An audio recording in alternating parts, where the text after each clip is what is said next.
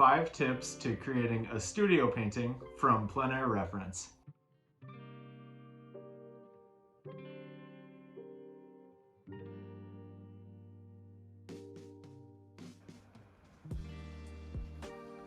We're going to head out to Devil's Lake and paint the golden hour falling onto the east bluff. And then we're going to bring that painting into the studio and make a larger painting that was inspired by the Plein reference. These are my 5 tips for creating a studio painting from Plein reference. Hey, welcome back to Devil's Lake. And so here we are again. I've got some really nice light falling onto one of the bluffs along the lake. And I think that it's going to be really nice conditions to work on a painting this afternoon. So I'm going to set up my easel and get straight to work. I'm happy to be back out here at the lake for a little more painting on a nice late autumn day. Tip number 1 is to get a good reference painting. I have to understand what's needed for me to capture in my reference material for success in the studio. Photography is great at capturing the drawing information. By shooting a photograph, you have all of the shapes that are necessary to create your composition. However, photography is criticized at not being able to capture accurate values and colors. A photo can suffice as drawing information, but the whole point of plein air painting is to get the colors and values correct, because that is what the camera doesn't do a good job of. In a situation like we're dealing with in today's video, the effect is going to happen very quickly. The sun is setting and that beautiful golden hour light is only going to be around for a matter of minutes. Maybe I don't get the drawing totally correct, but I snapped a photo of it and that was what I had to work from. However, I did a great job capturing the colors. I took my time to mix, so the whole point of the plein air reference is to capture those colors and values, and you can rely on photography for the drawing information.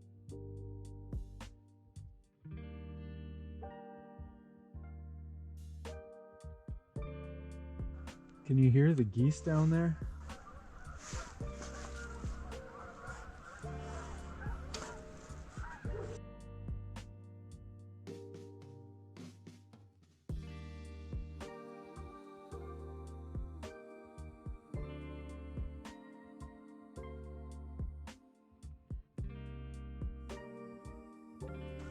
I can just hear the geese touching down on the lake.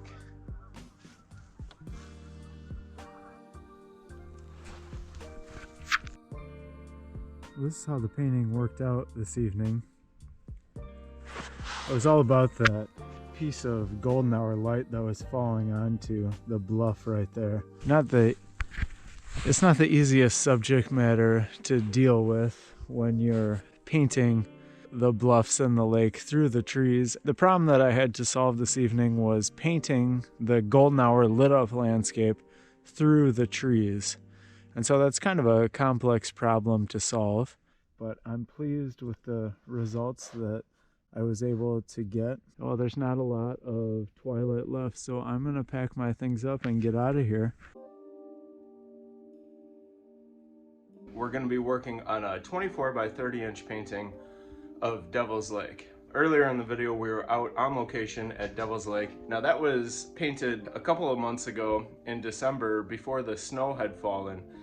And I thought it was kind of a cool reference. That golden hour light only lasts for a short period of time, and I think that I can develop my idea further. So I'm gonna get started today on this 24 by 30 inch stretched canvas. The canvas has been toned with yellow ochre. The canvas came factory primed from Blick art materials, and I added another layer of Liquitex artist grade acrylic gesso to the canvas, and then I thinned some yellow ochre acrylic paint with water and washed that onto the canvas. I have kind of a transparent yellow to work on top of today. I'm not exactly sure of my approach this morning. I'm gonna draw the subject onto newsprint paper to start with, and I'll transfer that onto the canvas. Let's get this painting started. It's gonna take a few days up here in the studio, but we'll check back in with the progress. The second tip that I have is to reacquaint yourself with the scene through a sketch on paper. Once you're back in the studio and you're ready to start painting, it's a good idea just to make a sketch of the scene so that you can reacquaint yourself with the scene. It was 2 months in between creating the plein air sketch and then taking everything up into the studio to create the new painting. The good thing about working on location and creating a plein air painting is that the scene is burnt into your memory. The overall emotion of the day is stored within you. However, the incidentals and the details are not. The way that the trees bend and the way that the shape of the bluffs relates to this needs to be explored and remembered. And the way to do this is by sketching on paper. You just want to sketch just so you can kind of re-immerse yourself into the scene and notice a lot of those incidentals. The third tip that I have is to get a good start. And now is the time to develop your drawing and composition to the best of your ability. Too many paintings are rushed at the start, and it's like Edgar Payne used to say, the best way to create an impressionist painting is with much consideration at the start and then painting as rapidly as possible. In today's video, I take a lot of time creating a drawing on newsprint, which I transferred to the canvas, and then I created a full underpainting using oil paint that has been thinned with solvent. I know that as I start working with thicker paint and I start applying those layers of paint, that I'm going to be working very rapidly. So just to have a pleasing composition from the start is a good thing to do. I know that Emil Gruppi wrote in one of his books that his father, who was a painter as well, and some of his friends used to stretch their canvases and leave extra room on any side, because it happens so often that you get back to your studio and you wish that you had just moved the composition over a couple of inches or something like that. The way that I sometimes use to get around that is just like I did in today's video. I just draw on paper and transfer it onto the canvas. That way things are right where I want them to be from the start. Well, I'm getting somewhere. This is a very complex scene. We're kind of looking down through the trees at the bluffs, and it's during golden hour, so there's that beautiful light hitting the bluff. This is a worthwhile painting for me to make, and so I'm really taking my time on it. I did this little size drawing and I cropped it out with these cropping devices. I spent some time thinking about the exact cropping so that I would get arrangement of shapes and a layout to the painting that I enjoyed. And over here, I did a drawing on newsprint. I wanted to have a clean transfer on the canvas, so I used a piece of red transfer paper. And what we have is some of the main shapes up here on the canvas. It's a good thing to consider your paintings before you start them, and all of this preliminary work is hopefully going to set me up for success in the painting. I guess I'm just trying to put myself in the position to make the best painting possible.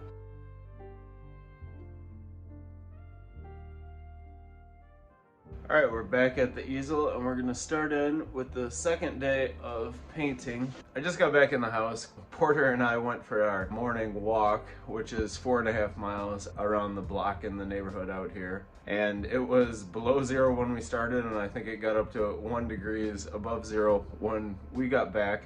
It was a frigid walk and I was already tired when I started out, but I definitely feel ready to approach this painting after being outside. Even though it was cold outside, that walk was quite invigorating, and Porter's laying on the floor in the studio with me up here.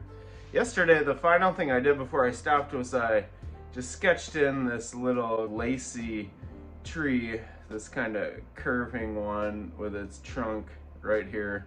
And I thought that that was kind of a good place to stop yesterday. And so today, to get my arm warmed up, I'm going to add in some more of the twigs and that kind of stuff. During today's painting session, my goal is to lay in all of the major shapes on this painting. Paint covering the entire canvas. I should be able to do that before lunchtime. The fourth tip that I have is to get the values correct. When you build a house, you don't start by hanging drywall. I don't know anything about building a house, but I do know that you build a foundation before you build the house. And it's the same with a painting. Getting the value structure correctly laid out into the painting is the first thing that I do when I lay down my first layer of paint. As I'm building up the layers and adding more and more pieces of paint. Any piece of paint that I put down where the value isn't correct is gonna immediately jump out at me because I got the values laid down correctly at the start. And this is just one more way for me to ensure success during my painting process. We're here on the third morning of working on this painting of Devil's Lake. Yesterday I was able to fill the canvas with the first layer of oil paint. The main thing that I was focused on yesterday was getting the value structure correct on the painting. Here's my little sketch, and my goal over the next couple days is to add a lot of color onto this solid foundation that I have created. I set this painting by the heater last night. It might not be dry, but it's definitely set up, and it's gonna accept another layer or two of oil paint in all the areas. A lot is gonna change. I've indicated the sky is kind of a indigo color, and there's going to be a lot more color going into that area. Getting it to this point is kind of like building the structure of the house. I took my time with the drawing, and I took my time to mix my paints yesterday to the correct value that I want them to be.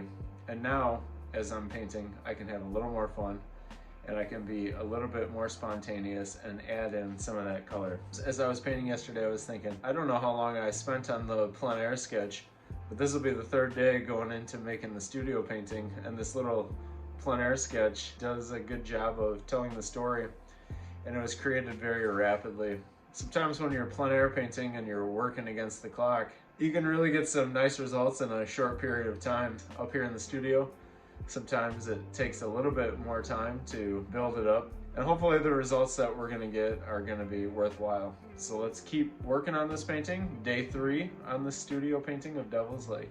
And that leaves us with our 5th tip: stay strong, paint rapidly, and remember the emotion that captivated you when you started the painting.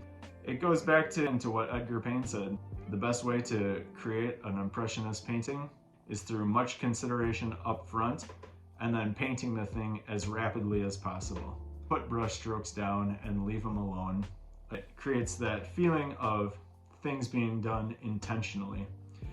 When every brush stroke that you put down is feathered or changed or worked into the canvas, it's almost as if you're not speaking clearly.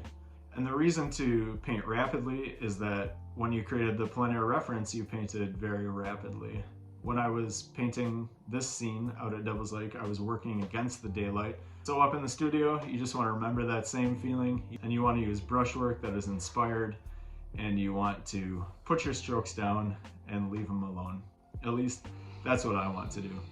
I can remember when I was painting this originally, and I was standing up on one of the bluffs looking through the trees and at the golden hour light falling onto that bluff. I can remember thinking that, you know, even from that vantage, it's not that easy to see what was going on just because the trees were so thick. And the photo reference that I have is truthfully not that great. So at this moment, I'm just kind of standing up, looking at the painting backwards and moving forward and backwards and working on it just kind of in the same way that I was when I was out painting it. Even though the photo reference isn't that great, I was on location painting this, and I do have my little reference painting that I can go off of to hopefully finish this, but I think we're in the final stages this afternoon.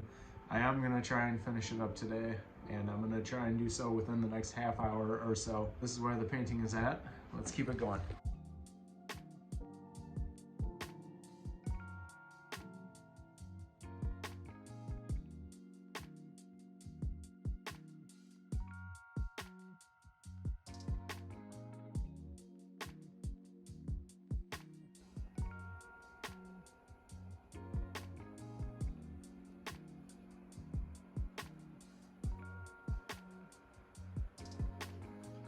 Well, I'm taking this one off the easel now.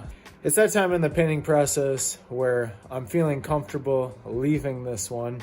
I don't know if it's done or not yet, but it's as far as it's gonna go for the moment. This painting wouldn't be possible for me to complete if I didn't go out and first paint it in the field.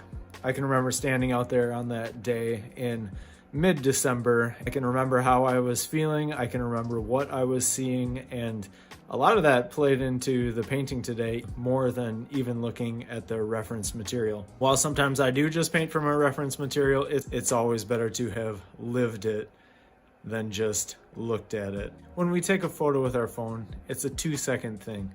But when we take a moment to really understand our subject matter through creating a plein air sketch, or even just by doing a little thumbnail sketch with markers, we are gaining a deeper understanding of our subjects and thereby of ourselves and our painting practice as well.